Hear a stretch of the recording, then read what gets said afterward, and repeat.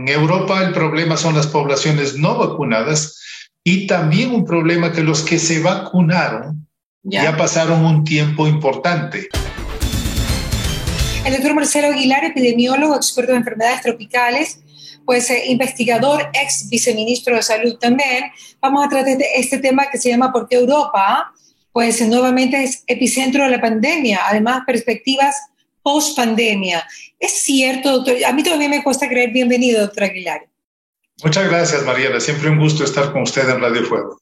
Gracias, doctor. Y ya saben que también escuchan a través del app de Fuego, que se lo pueden bajar.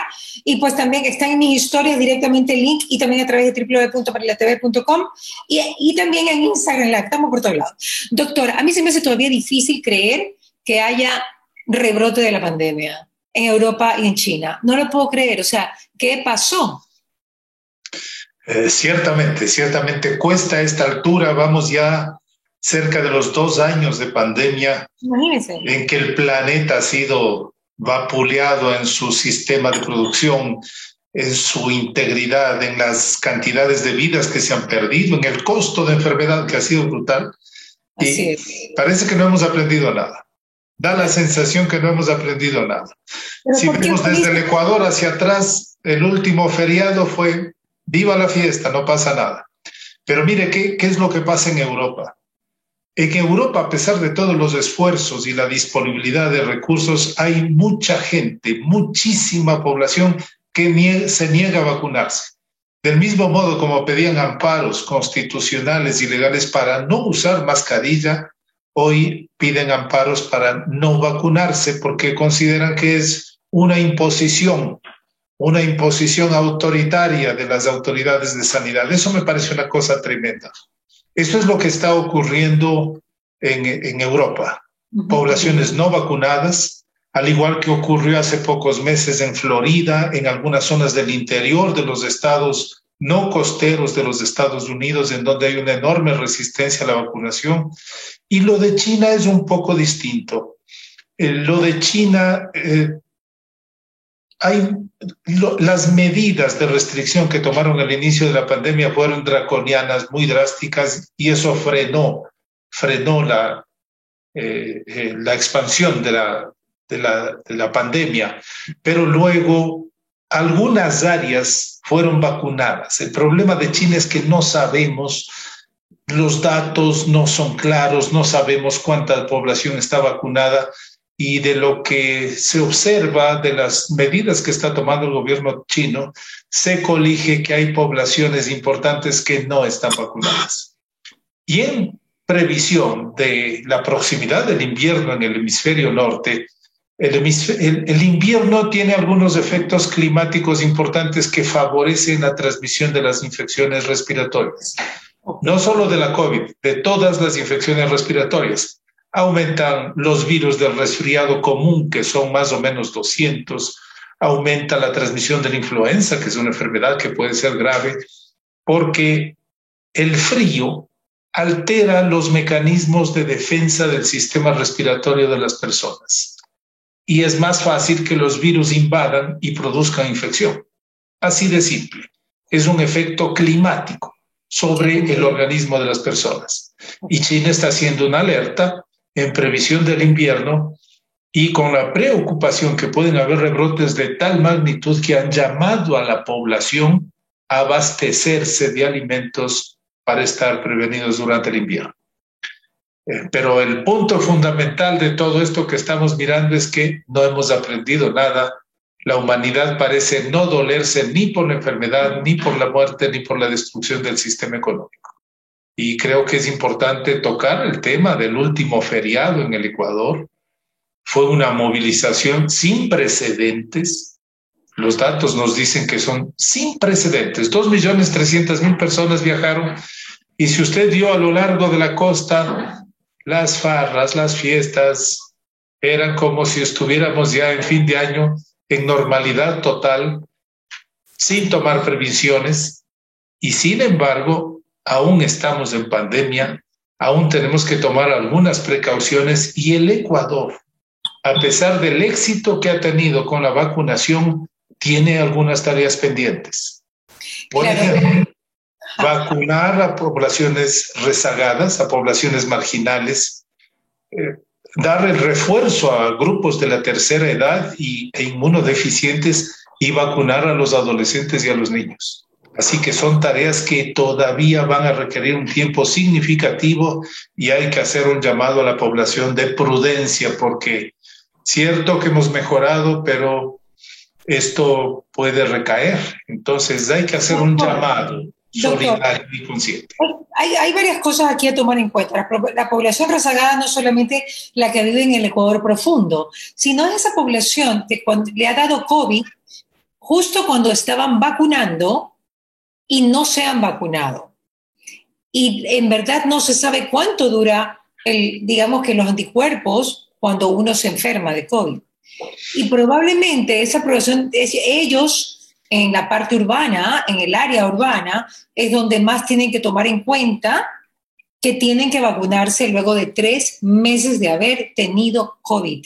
No pueden estar pensando que porque tuvieron COVID están vacunados, porque este virus no se sabe si dure 2 meses, 1 mes, porque no se sabe, 1 año, 2 meses, no se sabe, doctor. Usted que es un epidemiólogo, que es experto, dígame, ¿usted puede en este momento, algún médico del mundo o la revista Lancet me puede decir a mí que una persona que ha tenido COVID le va a durar inmunidad 1 año o 1 mes?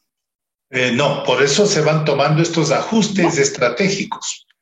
En la medida que va transcurriendo toda la experiencia, recordemos que estamos frente a un virus nuevo, que estamos aplicando vacunas nuevas, que estamos aplicando estrategias de control nuevas. Es decir, lo que vamos aprendiendo y las estrategias que se van adquiriendo es en función de lo que observamos, de los efectos de lo que se ha hecho.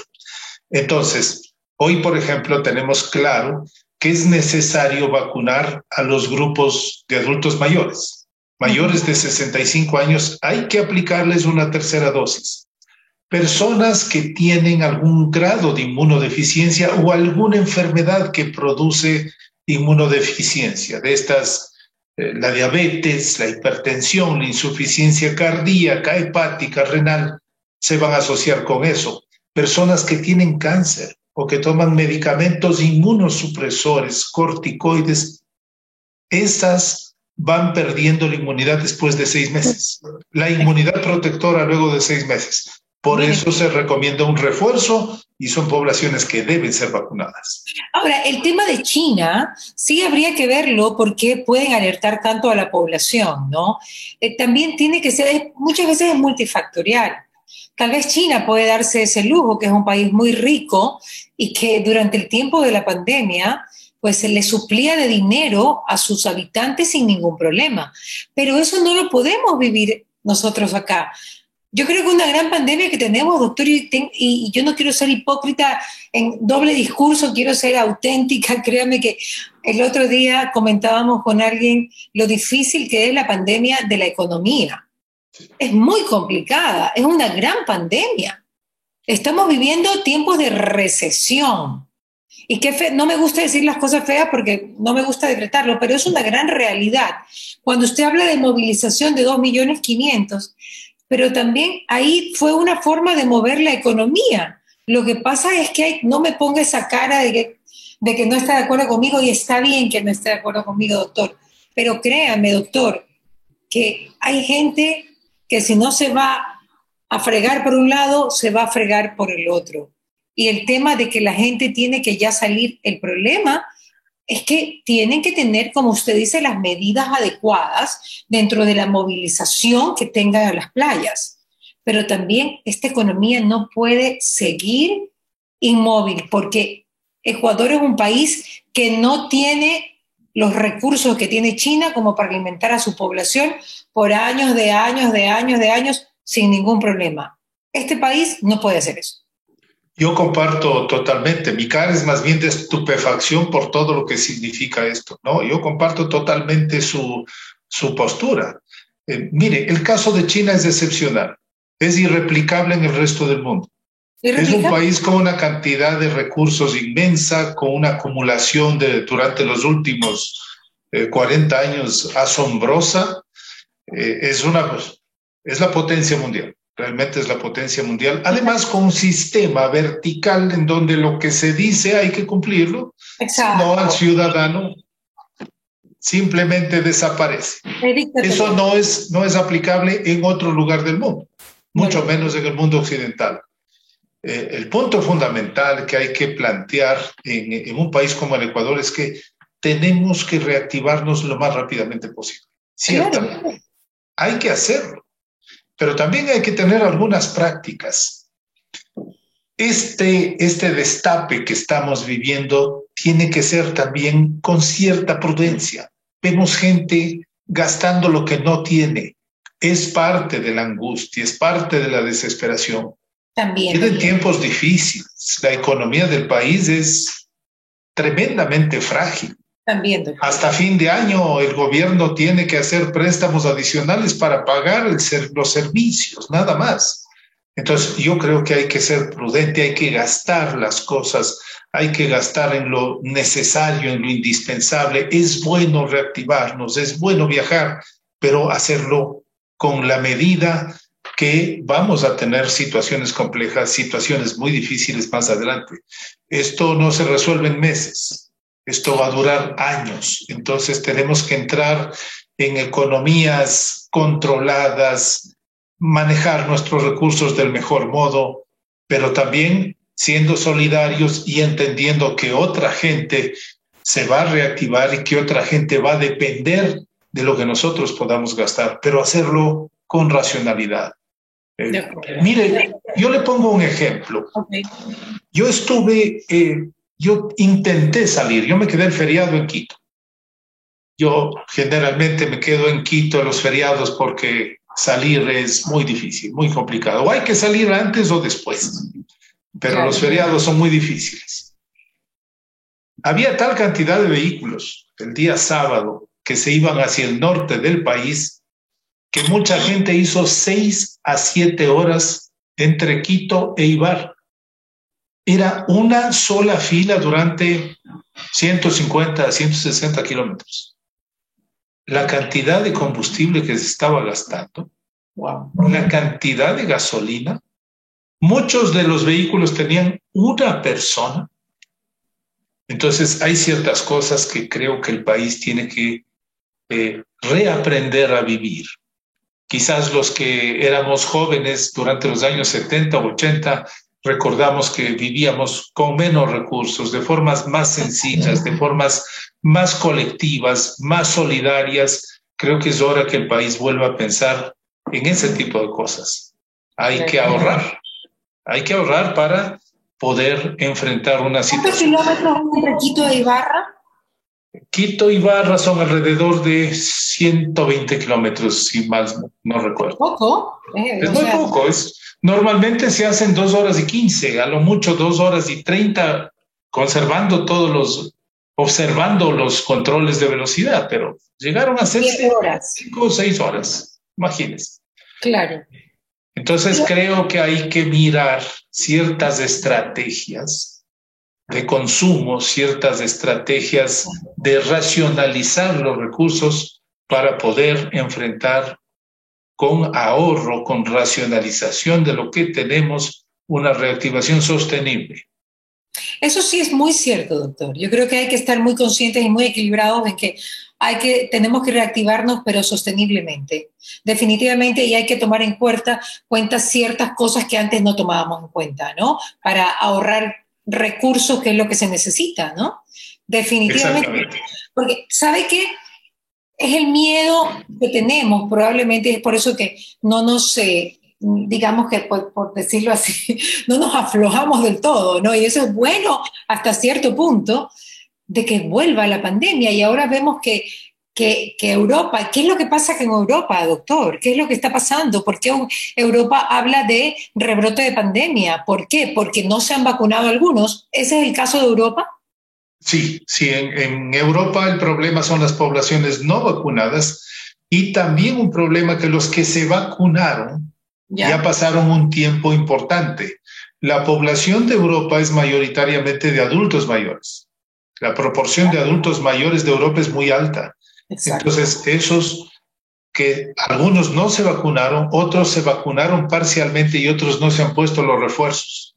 El problema es del acceso a la vacunación. Entonces, en la medida que pasa el tiempo, se van reduciendo la cantidad de anticuerpos de protección que produjo la vacuna y cada vez esos que estaban protegidos dejan de ser protegidos en algún momento, porque recordemos, en Europa la llegada de la pandemia fue anterior que América. Claro. Entonces son esos temas, son poblaciones que ya se van quedando nuevamente susceptibles y que deberían estar vacunados. Son coberturas de vacunación. ¿Qué está pasando en Ecuador cuando tendríamos para finales de diciembre casi que el 85% de vacunados? Yo creo que la perspectiva de Ecuador es bastante buena. De todos modos, es previsible que durante los próximos días y semanas haya un cierto aumento del número de casos por la movilidad que hemos tenido. Esperemos que esto no represente un número de casos que nos alarme, que altere el flujo, pero yo creo que la perspectiva de Ecuador es bastante buena. Hay que consolidar los logros. El Ecuador logró vacunar muy rápidamente una cantidad de población significativa, pero hay que completar las áreas que se han quedado sin cobertura. Incluso las ciudades de Quito y Guayaquil tienen poblaciones que no se vacunaron. El pastor dice que no hay que vacunarse, el vecino dice que esto es cosa de los alienígenas ancestrales y nos van a poner un chip para el control social más adelante. Hay una cantidad de mitos enormes de la vacunación, pero hay que hacer esfuerzos para llegar a esas zonas y las otras periféricas que por razones geográficas, logísticas, se han quedado con vacunación más baja. Eso hay que completar. Yo creo que es importante la vacunación que se está haciendo en adolescentes. Creo que más adelante se va a tomar una decisión de vacunar incluso a los niños de 5 a 11 años de edad. Hay reportes científicos ya reportados por el CDC de Atlanta, que es quien lleva el liderazgo científico en estos temas, que las vacunas, especialmente la de Pfizer, es bastante inocua en los niños y puede ser aplicada de forma global. Entonces así vamos a ir a caminar hacia una... Que también ha sido una gran vacuna, ¿no? Tanto que la criticamos. Sí. Tanto que la choleamos. No, las vacunas chinas han sido extraordinarias. Extraordinarias. Nos han sacado la lengua. El beneficio y nada, son prejuicios que hay que quitarlos, ¿no? Claro. Yo creo que lo que se ha logrado, el gran éxito en el Ecuador es haber dispuesto de una cantidad de vacunas de Sinovac suficientes y a tiempo. Todas las otras fallaron. Sinovac fue muy seria y se dispuso la cantidad. Sputnik no resultó tan buena, ¿no? Por lo menos no fue de la experiencia que tuvo Chile, ¿no? Así es. Es una vacuna. Su mamá, salúdeme a su mamá. No, es la señora. A su esposa, perdón. Ok. ¿Y entonces? Entonces, Sputnik ha tenido muchos problemas de producción. Rusia tiene plantas de producción muy antiguas que no se han renovado. Va por ahí. Entonces, por ejemplo, si usted ve, Cuba produjo una vacuna. Pero una que está utilizando más, y es una tecnología de las plantas rusas antiguas que tienen más de 70 años. Rusia no ha podido entrar en ese nivel de producción tan extraordinaria que tiene el Reino Unido, que tiene Estados Unidos o que tiene China.